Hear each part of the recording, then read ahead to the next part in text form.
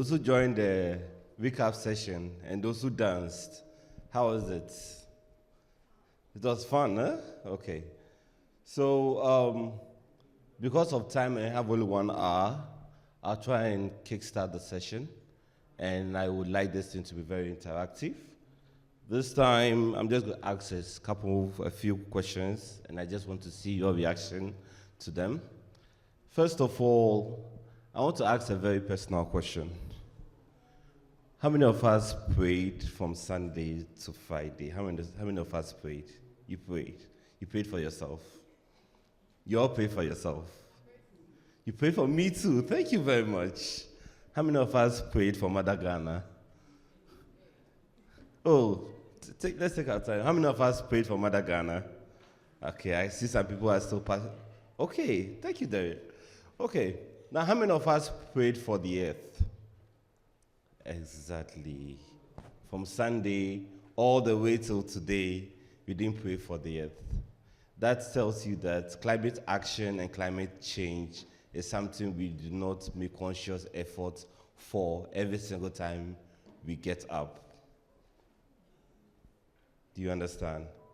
So today, I want to ask you, when last did you think or did something for the planet Earth? And my colleague here will be going around with the microphone, and I'll pick at random.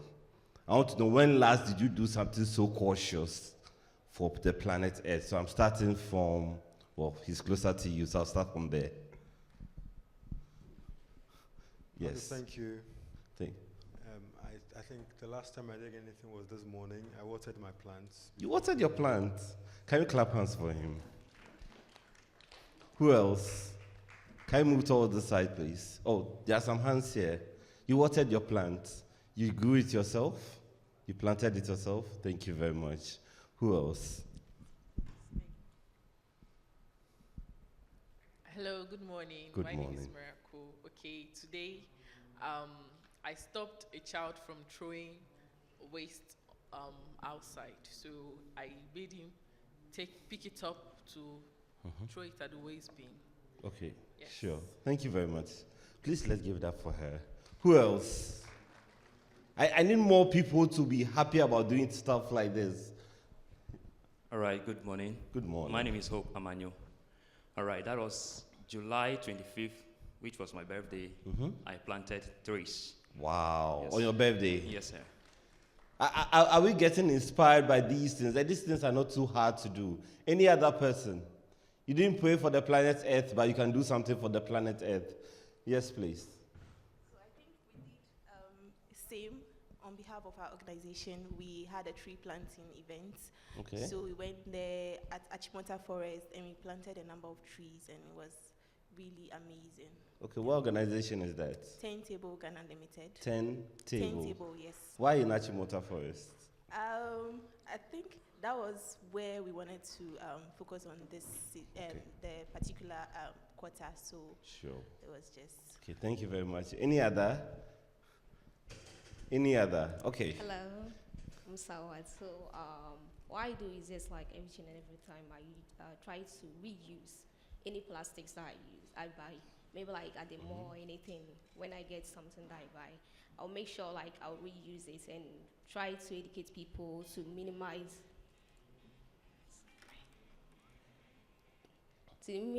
the use of like plastics. Yeah. Okay, sure.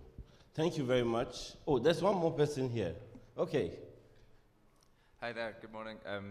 This is just a really small thing, but I noticed that I think you pronounce it Tale or Tail brewer now collects old beer bottles once you've used them. So I've signed up for a scheme where they can come back and I don't waste the glass anymore, and it'll be collected from my house. Okay, thank you very much. And I'm happy we have more youth doing something for the climate change. I just want to say that the independent struggles of our youth becomes the social canker of tomorrow. So today, if the youth are here and they are picking up waste, they are planting trees on their birthday, I think I want to do that now. So instead of just getting up and doing a birthday shoot, I'll plant a tree. Are we all going to promise to do that? Instead of photo shoot, we'll plant a tree. Are we all doing that? Is that a promise you're making to myself and to yourself? You will try. Hey. So from today going forward, I count about 30 people here. A year by this time, 30 birthdays will have 30 trees planted on earth. Do you all agree to do that? No. Do we all agree to do that? Okay, clap for yourselves. Sure. So without wasting much time, I want to invite a lady of honor, a lady of great vision, a lady that has believed she can change Ghana and the world beyond when it comes to climate change. Her passion for the youth, her passion for the country, and her passion to change the world has led her to bring us all together here. Without wasting much time, I want to invite Selassie on stage.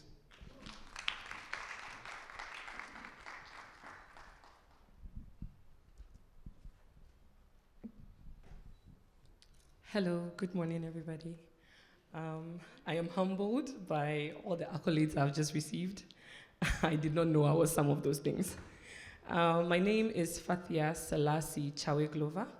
I am the founder and convener of Insposel Nexus and the Youth Digital Innovation for Climate Action Network. It is such a pleasure to have all of you here today as we launch Ydican. Ydican is the youth network for climate action and digital innovation. I would go into just a brief about the network and introduce the network and why we have gathered here today. And then we can move into our panel sessions. And then we will do a little bit of interactive session to hear from all of you that are here today. If you give me 1 minute, let me get this presentation up.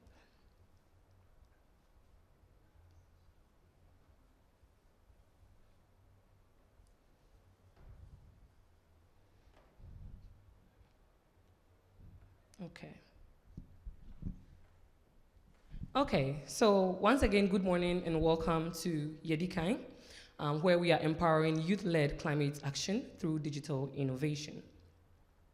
I know a lot of you are asking yourselves, what is Ydican? So behind Ydican is a movement to build youth-driven climate action that leverages technology and digital innovation to advance climate solutions here in Ghana. The vision is to empower youth-led climate action. We have a lot of very innovative solutions in the space, and we aim to be able to empower young people to adapt digital innovation to create sustainable solutions. Our core objectives at Ydican is, first of all, to provide training and capacity building to cover the gap or bridge the gap in skills and capacity of young people to lead digital climate solutions, to foster collaboration within the network where we connect young people to opportunities so they're able to advance their solutions, where we co-create solutions for climate action, and we raise awareness on climate change here in Ghana. At Ydican, we believe that the youth are powerful. We are agents of change, being that we are in a digital world. We have innovative solutions and are in our own ways leading digital advancements, and we would like to help you to amplify your voices on a global stage. Our focus areas are: 1, digital innovation, where we aim to use tech and digital transformation for sustainable solutions. Entrepreneurship, where we support young people to come up with green businesses and to align their businesses with sustainable goals. Education and advocacy, where we provide training and capacity building for organizations and young people, especially on climate issues, and then to foster collaboration among the members of our network. We want you all to get involved. This is just the beginning. There's a lot in store. We want you to join the network, meet young people, entrepreneurs, and innovators within our network, and support the collaboration and partnership with other organizations to create climate solutions. On next steps, over the next couple of weeks and months, we will be doing rolling out trainings in digital innovation and climate action. This will follow ecosystem mapping of young people and innovations within the space that are already existing, so we can identify the gaps to be able to support you all. And then we'll follow those with training and capacity building designed to answer the questions that we find from our research. We will be launching collaborative projects and we'll encourage knowledge sharing. We'll be reaching out to a lot of you to give you a platform to amplify the work that you are doing within the climate action and digital innovation space. And we are encouraging partnerships, so we are here to serve as a bridge between anybody with a climate solution and development partners or funders. Thank you so much. You can follow us on Instagram, Facebook, X, and LinkedIn at InNexusGH. And I want us to all work together to create a sustainable future. Thank you.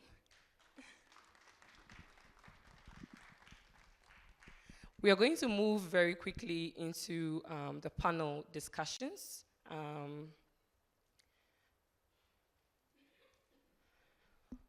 We're going to move into the panel discussions. I'm going to move over here and introduce our guest panelists that are here with us today. Here to join me today is one amazing lady. She is a lawyer and a green transition specialist with significant expertise in environmental law, climate policy, and sustainable development. She has been involved in various advisory roles concerning the intersection of environmental, governance, green transition strategies, and policy making. Her work focuses on developing frameworks that facilitate an equitable transition into a sustainable economy. Additionally, she has a background in legal consultancy and has worked extensively in both the public and private sectors, offering strategic insights on legal, regulatory, and environmental matters. Join me to welcome Ms. Pauline Annaman.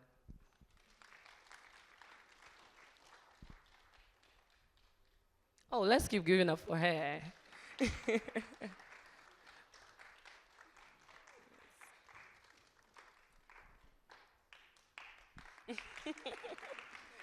Thank you. The next person to join me is a communication and policy advisor who is at the forefront of the intersection between digital innovation and entrepreneurship. As the communication specialist at the Digital Transformation Center in Ghana, he excels in fostering international communication collaborations and facilitating impactful dialogues within the digital ecosystem. His experience with GIZ in Ghana has equipped him with the expertise to develop comprehensive communication strategies, organize media events, and build strong partnerships between government and public sectors. His work is crucial in advancing the national digital agenda and harnessing innovative solutions to address climate challenges. He is passionate about leveraging digital technologies to create sustainable development pathways, making him an invaluable voice in discussions on innovation and climate action. Please help me welcome Stephen Osei Kwakwa.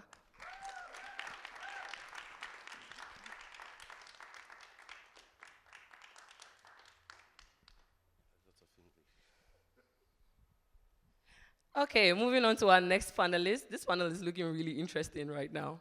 I hope everybody's preparing a whole lot of questions. I'm going to keep it very simple so you can ask them all your questions that you've brought here today. The next person is a passionate entrepreneur and food technologist with a wealth of experience in the food industry. He leverages his technical expertise in playing a significant role in enhancing the agricultural value chain through innovation and operational efficiency. He co-founded Ydican Nutri-Foods Limited, a food processing company that prioritizes the production of high-quality food products while supporting smallholder farmers. Under his leadership, Ydican Nutri-Foods has become known for its commitment to excellence and sustainability in food production. In addition to his work in the food industry, he is also the founder of Dan Wears, which is a clothing brand that prides itself on creating unique designs that allows customers to wear with pride. His diverse entrepreneurial pursuits demonstrate his dedication to contributing to both the food industry and the fashion sector in Ghana. Please help me welcome Desmond Intim Anochi.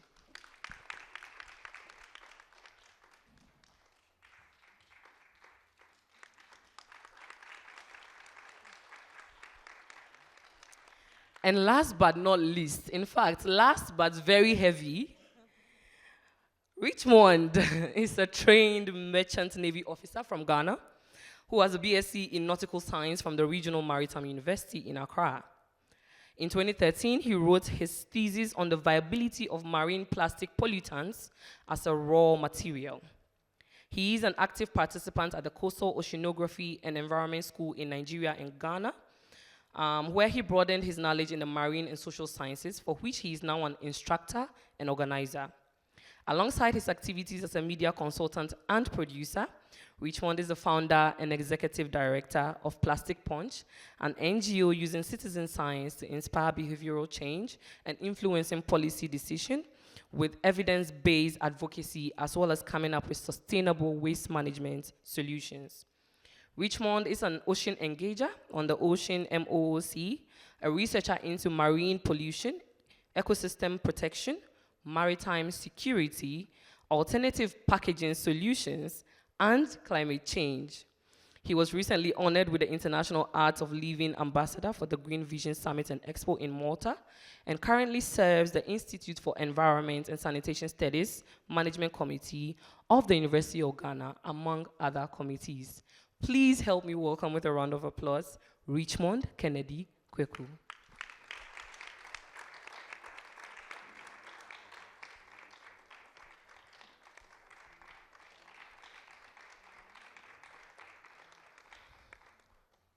Okay, thank you so much.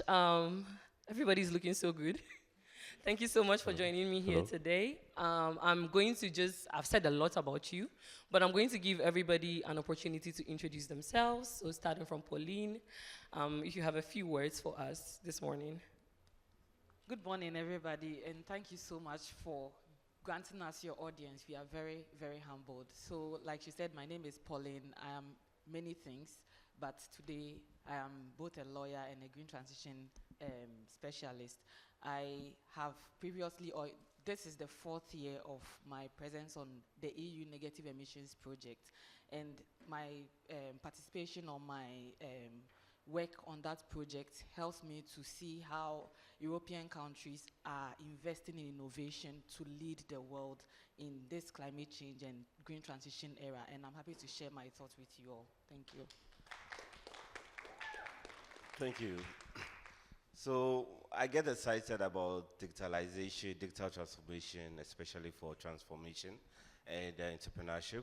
I also get excited about innovation. Quite recently, I did a tour over 4 regions in Ghana, trying to unearth innovation in Ghana. And I realized that there's a lot more the youth has to offer. Me sitting here, I'm just hard on the inside, soft on the outside. I'm just like a coconut depending on the breed. Anytime you reach out to me, I'm pretty sure you get to learn something new, and I get to learn something new from you. Thank you very much. He said hard on the outside. On the outside, soft on the inside. Like a coconut that does what? Like the coconut. Okay, Desmond. All right. So I'm Desmond Anochin team.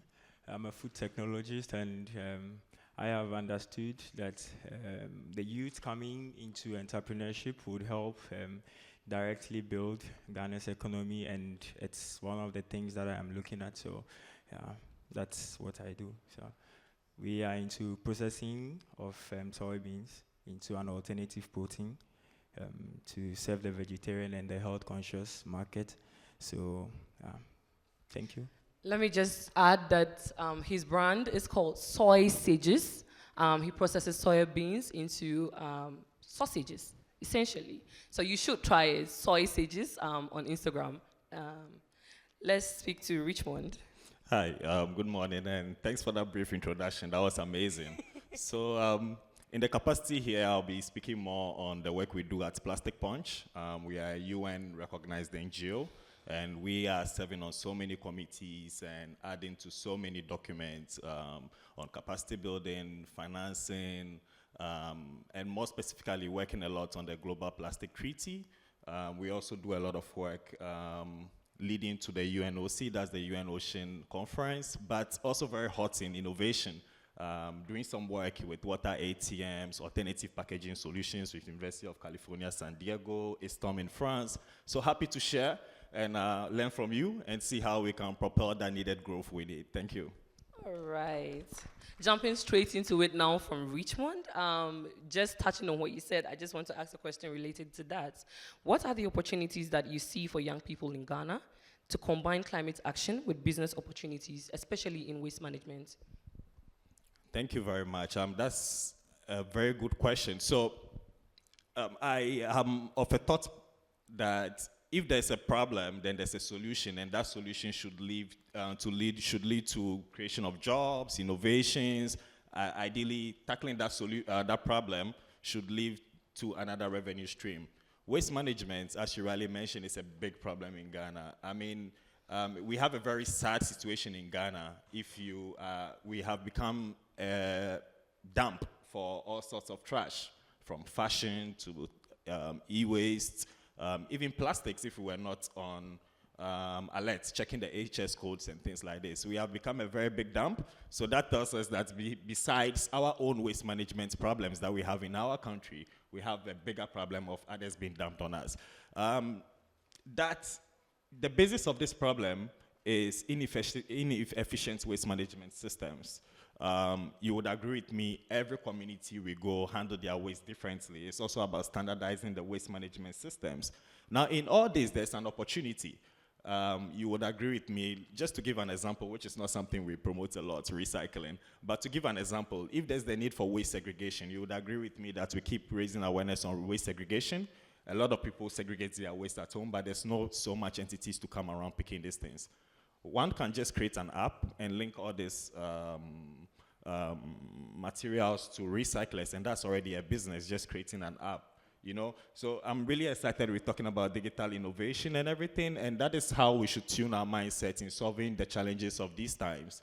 Uber doesn't have a car. They don't even own one car, but they run a whole transport company. Airbnb do not have even one hostel or hotel, but running a whole accommodation stream. That tells us the power of innovation and how we can jump in and set into solving the problem in all different ways.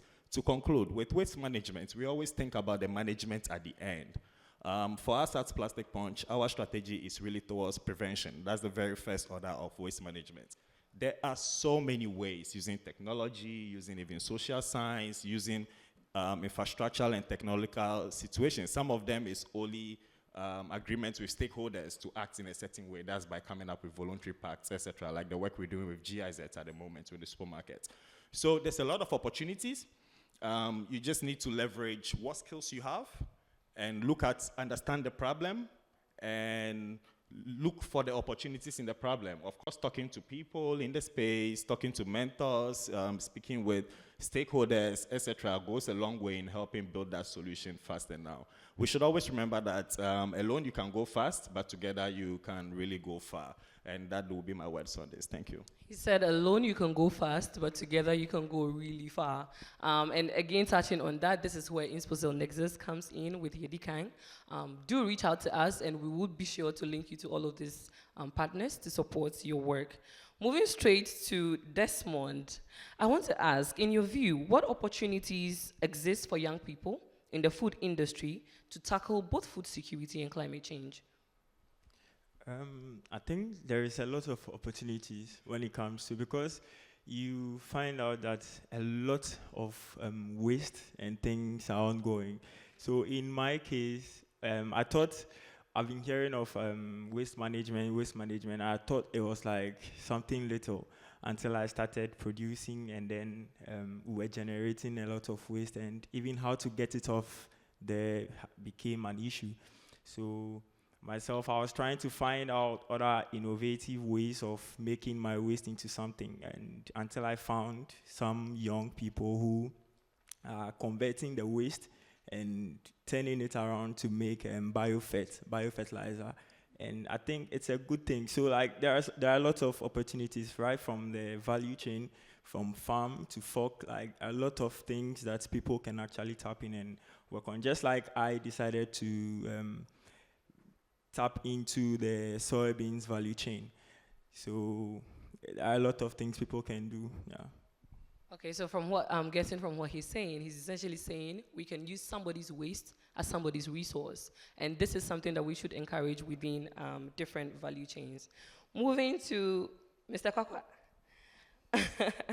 What role can digital literacy and access to technology play in scaling up youth-led climate solutions?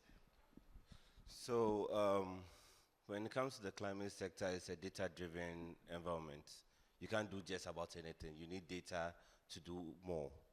First of all, I want to state that Ydican has brought up the opportunity for youth to use the most important tool available to them, that's digital solutions, social media, to do more. We all agree on that. So now, if the youth have access to these skills, then we can understand that whatever decision they take, whatever app they set, whatever businesses they decide to use in solving climate action and climate change challenges, they are using digital literacy and digital skills to do it. Let's start slow.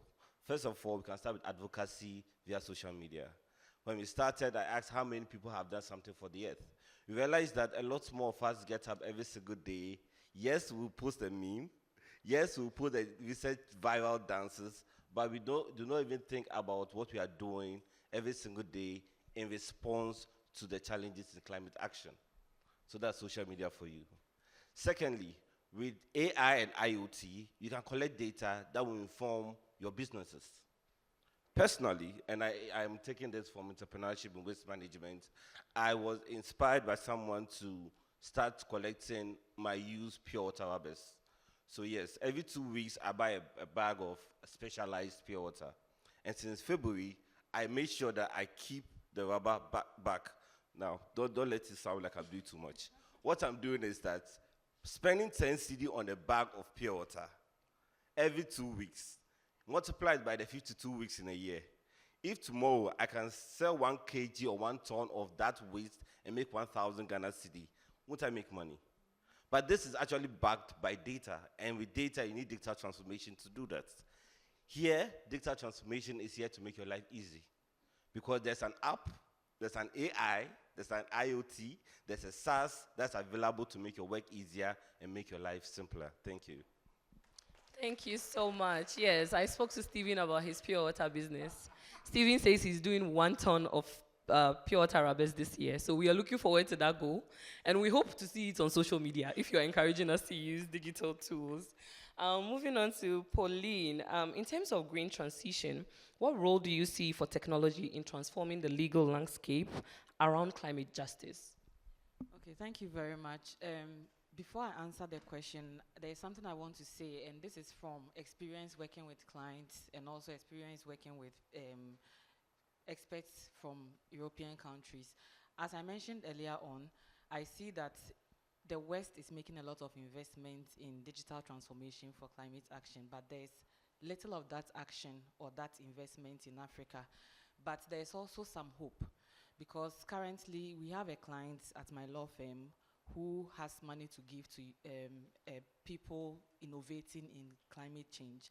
And one of the things that excites me is seeing young people in Kenya, Rwanda, not many from Ghana, doing projects that help to address some of Africa's limited capacity in certain areas like the carbon market. If you understand, I don't know how many of you understand how the carbon markets work, but the carbon market creates opportunities for young people doing waste management, doing renewable energy and all of that. You could actually generate credits and then sell your credit to others who are emitting, and then you can get money to reinvest in your business. Now, the challenge with carbon markets is that for Africa, we do not get high value in the credits that is generated. And that is mostly because the people who do the verification have developed their tools and systems. They are not Africans, they don't even understand our context. But I am happy to say that we have Africans, we have clients who are using digital technology, for instance, to quantify emissions reduction in Africa and leveraging that to raise financing for African businesses transitioning, more or less. So that excites me very much. Now, for the legal landscape, people have argued that AI will replace lawyers, and that's a hot debate that's happening these days. And yesterday we had a session in the office, a strategy session, where this issue also came up. And I am of the opinion that AI can do certain things but cannot do all.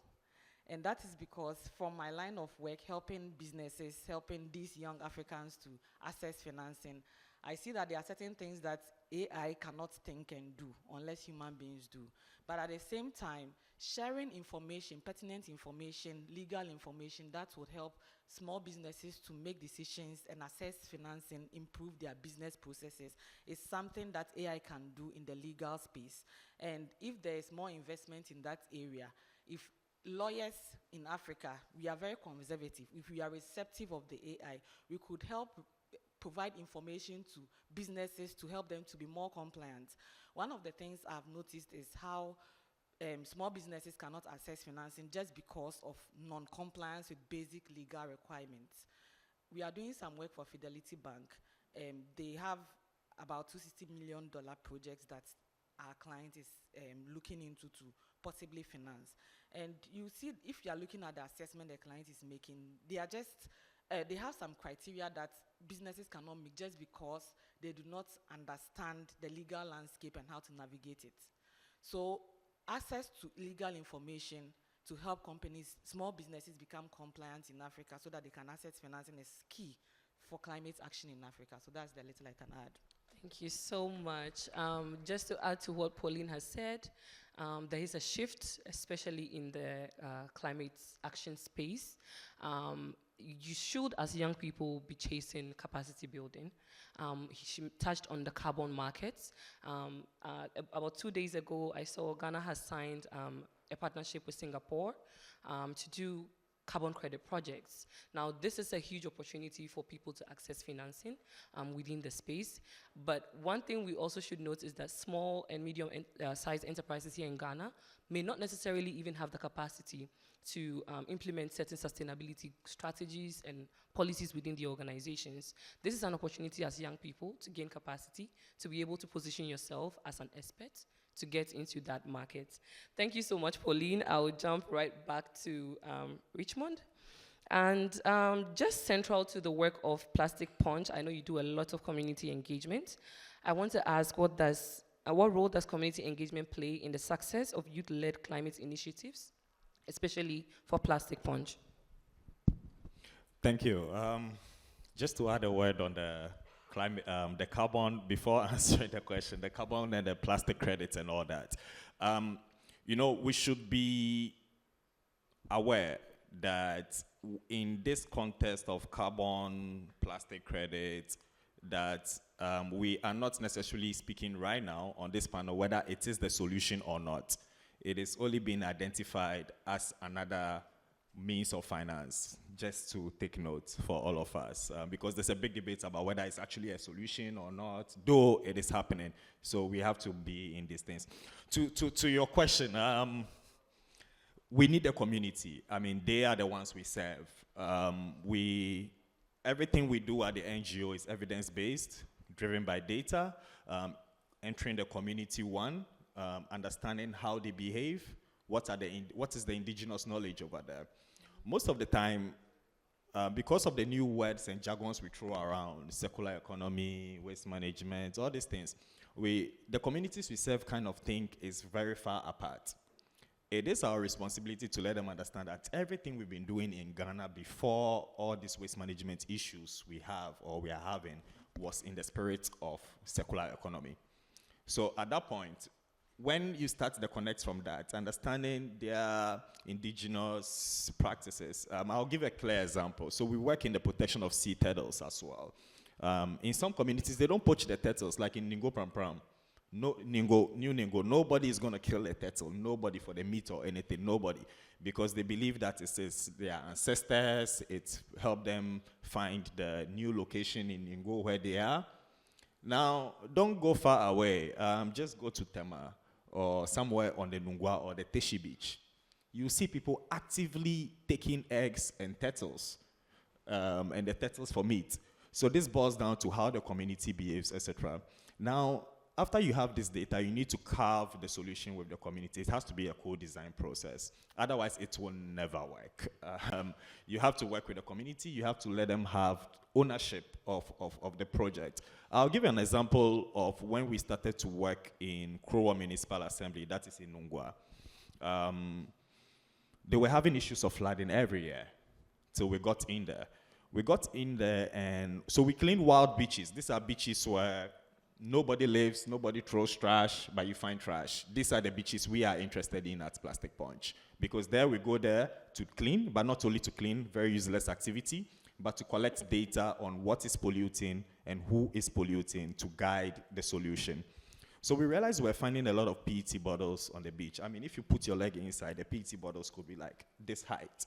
So what did we do? We started bringing the community together, do a beach cleanup with us, put partners on board for recycling, reparting, E360, everybody who does recycling, because it was too much PET. Now, when we're giving back the money to the community, for those who came to the beach cleanup, we don't take the money from the recycling anyway. So we give this back to the community. What happened was people naturally started to find this as an alternative livelihood solution for them. Now, fast forward within 1 year, what happened was since 2019, and we have this on record and on tape by the district Metropolitan Environment Health Officer, since 2019, they've not had any issues of flooding in Nungwa, up to date. And Nungwa was also judged one of the cleanest communities in, I think 2 years ago, one of the cleanest municipalities, etc. And this is a clear demonstration of working with the community, working with who is in charge and who is paid to do this job. Don't come in like the Jesus or the Savior. It is very important to work together, but very, very important is having that evidence-based approach. You don't speculate. You go in there, assume you do not know anything, collect the baseline data, and then analyze that data. And look, there are so many tools these days in the AI space that helps all these things. For us, we deploy satellite technology to be able to understand the movement of this trash. Even after we get the data, we are able to represent them on GIS, ArcGIS, all these tools to make dissemination of the data easy for stakeholders to affect or to guide policy direction. So in summary, I mean, you cannot have a solution without involving the people you are making the solution for. If it does not comfort them, it might be a great solution, but they would never use it. I'll give one example of such solutions that has never worked. Not in Ghana. With a partner in Portugal, we did a project where we built, so this is something we work on in the innovation. We've not started yet in Ghana, but we built a solar bakery for a village in Burkina Faso. That was a year and a half ago. One would think that because they don't go getting firewood and everything, then it's perfect. There's no stress in getting the energy. But what happened? The thing was lying there. Nobody uses it. And then the whole community were still going to get the firewood and do the old things that they used to do. Now, later on, when we're diagnosing the project, the reason why they do that is that the ladies in the community say that is the only time where they are able to walk together, discuss, out-of-home experience, and then come back to the community. So this is just an example of how a perfect solution, a great solution, can become a very useless solution because you did not involve the community as much as possible. So that is very important, and thanks for that question. Yes. Okay, thank you so much, Richmond. He's saying co-creation is very essential for promoting ownership of the solution in communities. Back to Desmond. Desmond, can you just highlight a few challenges that youth entrepreneurs face in the agricultural sector? And how do you think collaboration can support us to overcome these challenges? So one is access to funding. Access to funding in the sense that some people don't even know how to go about looking for the right platforms where they can get funding to propel their ideas. Some also have their ideas but don't know how to position it enough to be able to win funding to propel it. I've been in certain competitions where like you see very, very marvelous ideas, but because they've not been able to like structure it in the business form, they just let the ideas slide away.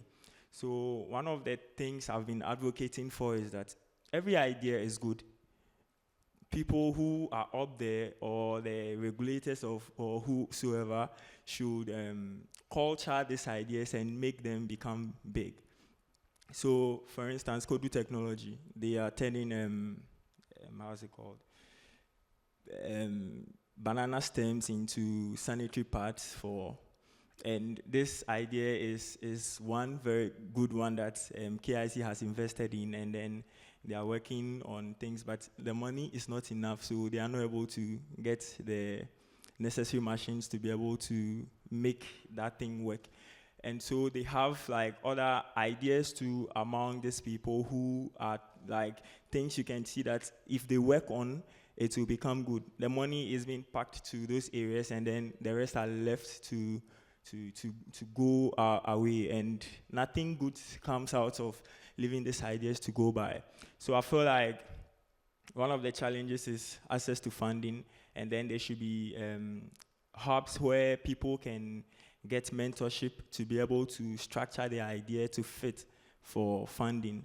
And also there should be a lot of advocacy about these things, and also extending education and internet access and stuff to other communities, especially like the rural areas, so that they can also be on. Yeah, so those are some of the challenges entrepreneurs are facing. Yes, to add to that, I was recently consulting for a project where we were scouting innovators across rural and peri-urban areas. And one interesting thing is if you engage a small innovator and say, what do you do? What is your innovation about? In the local language, they'll say, I do a lot of things. And then I ask, what do you do? Oh, I do a lot of things. Now, it is very necessary to be able to speak about what you do, to tell people what your business is about, what your innovation is about, to be able to get people to buy into your idea. Thank you very much, Desmond. We'll jump to Stephen very quickly. What role can what are some key challenges that you see young people face in communicating their climate solutions, and how can they overcome them? I like my fellow panelists when they get very technical, but someone who does a lot of last mile support in the digital innovation space, I like to break things down. First of all, climate change tends to be too technical to the average person. When you look at possibly music, you look at entertainment, you look at the arts, you look at that, everybody can understand, right? I want to ask, how many of you understand carbon credits? All of us, you understand carbon credits? No. You don't? Oh, wow. But they are saying it, carbon credits. When it comes to communication, especially for people in this niche market, let's learn to break it down. I have a law that if you want to start something, now that you are old and you are self-aware, my dear, go online and delete everything. Because today, if I go to your post 10 years ago, that picture, and it goes online or on the screen, we'll be happy about it. So when we do communication audits, we try to look at what you've posted, and these things are very troublesome. Now you move from communicating viral memes, music, and all those funny things years ago, and now you want to communicate climate change. The role here is that you as a person have to decide that your online persona should reflect who you are. You post about things you do, not your opinions and the things you say. It's the safest way to post online. That's a nice one. You post about the things you do, not the opinions and your thoughts. And don't do that. Because today, an example, if you hear that Stoneboy is outside, we all rush outside because of the things he does, not the things he say. What does he do? Music. If you say you're a young entrepreneur in climate change, we have to see what you do. You understand? So when you're leveraging on these digital tools, it has to be a representative of what you do in the climate change. So that tomorrow, in 10 years' time, so that I can say that, this person has won an award, and I do the PR audit. I don't go 10 years and they'll see a picture that's unflattering. And climate change is like a doctor telling you not to eat meat. It's very hard. So, if you think I'm lying, from today to tomorrow, let's promise ourselves we will not use anything plastic. From polythene bags to pure water to whatever. Can we do that? No. Exactly. I'm telling you, it's like a doctor telling you that don't eat meat. You go and you say, doctor, this one, I can't do. But climate change, and I like what he was saying, it's a whole advocacy and everything. They talk about it at the top parts. When the likes of Pauline comes and they wear their suits and they are making the policies, and yes, it's affecting change and carbon credits happening. But there's a reason why we have to come down to the youth. There's a reason why now carbon credits and all that climate change has to be like our quiet time. Every single day you have to be intentional about it. And in communicating it, we have to live it. It's like salvation. We have to live climate change if you want it to affect you. So when you get up and you know you are eating, you eat the right food, you're on diet, you make sure you don't use plastic things. If you get up and you go to buy something, you have to use eco-friendly packaging.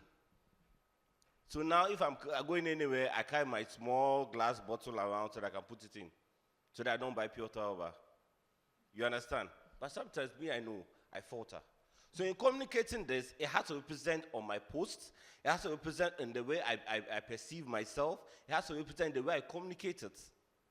So where do we start? You go online and you delete everything. Steven says go online and delete everything and start all over again. Okay, so we're running short on time, but to my final question to Pauline, what advice would you give young climate advocates about navigating policy and legal hurdles of advocating for climate action here in Ghana? And what are some of the incentives that young people can get?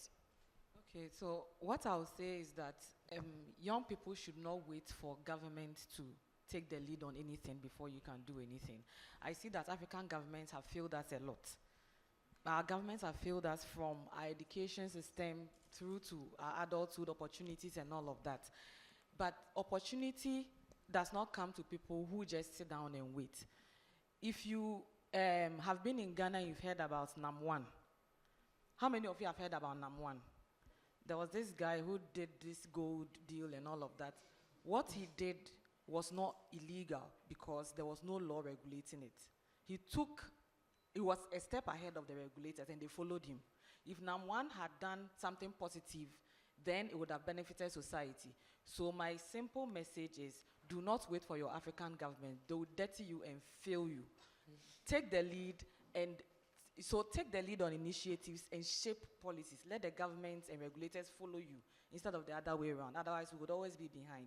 And I'll give you an example. In the EU, for instance, there is the EU Net Zero Industry Act, which was not initiated by government, but it was initiated by businesses. They started doing something, and the government followed. And that is what effective policies can do when we take the lead. So young people should do that. Now, when it comes to issues on incentives and all of that for the green economy, you wouldn't find anything in a single document affecting young people. But then if you look into different documents, you may find certain things that may benefit you. Documents like, for example, the Free Zones Act. Basically, it gives incentives to businesses operating in Ghana's free zones. Some of the incentives are, for example, you don't pay taxes for 10 years, but then the only challenge is if you want to serve the Ghanaian market with your products, that won't serve your vision because you are required to export 70% of what you produce. So these are some of the nuances. And then we have our Income Tax Act, for instance, which also gives loss carry forward. So you can make losses for 5 years and you can carry your losses forward and not pay taxes because of your losses. And as a small business, I know many small businesses make a lot of losses, but they don't know that there are these incentives that could help them to still move forward with their businesses. But in the energy sector, I see that when it comes to climate action, the government is very focused on the energy sector. They are doing other activities in the waste, other sectors, right? But when it comes to policies, I see a lot of effort in the energy sector because of our energy sector issues and then the demands. There are opportunities there, of course, but there are also incentives. For example, there's a Local Content Act, which requires that if anybody wants to invest in renewable energy project, they have to have at least a certain percentage of local partners. So if you are investing in renewable energy as a young person, there are incentives in that space too. The incentives are scattered all over, and you would have to see, this is where the question about innovation, digital innovation in the legal space matters. Because if there was a platform where you could access this information, you would know what to do to access certain incentives, but these do not exist. So these are some of the things that you can take advantage of. Thank you so much, Pauline. Pauline has highlighted a lot of opportunity for us to take advantage of as digital solution providers in the climate action space. Thank you so much for all of my panelists. We'll go into the question and answer interaction session. But whilst we are doing that, I am going to display a QR code. I want you to join me to do a small exercise. Whilst we are taking the questions and answers, because we are pressed for time, kindly scan the QR code and answer a few questions for us online. So, just give me one moment. Okay, so if anybody has any questions, kindly put up your hands and the facilitators will get to you. There's one over there. Good morning. Yes, my name is Desmond Osayaponsa. I work with TV Africa News. I'm a reporter. And I want to ask this question, that is there any policy that governs climate change in Ghana? And the reason why I'm asking that is because the producers of food items in Ghana, there's a big challenge. Because if we want to stop this packaging in rubber and all those things, I think these producers should be checked. And then if there's a regulation, it can be given to them in the sense that we know that there's something that they have to do in order to stop all these things. So, for instance, if I want to, doing something like maybe Gary, I want to produce Gary, and I know that there's a package that can help to stop this, stop producing in this rubber packaging, then I should go for it so that it doesn't end up littering around. Because if I go to buy Gary and maybe I have to eat it in the car, definitely I'll be tempted to put it somewhere because I don't want to carry garbage with me. So if there's something that can help regulate it in the production line or the producers, then it can help us go another way. Then secondly, to the consumers, I think there should be another policy that will guide the consumers as well. So, for instance, somewhere I do such stories.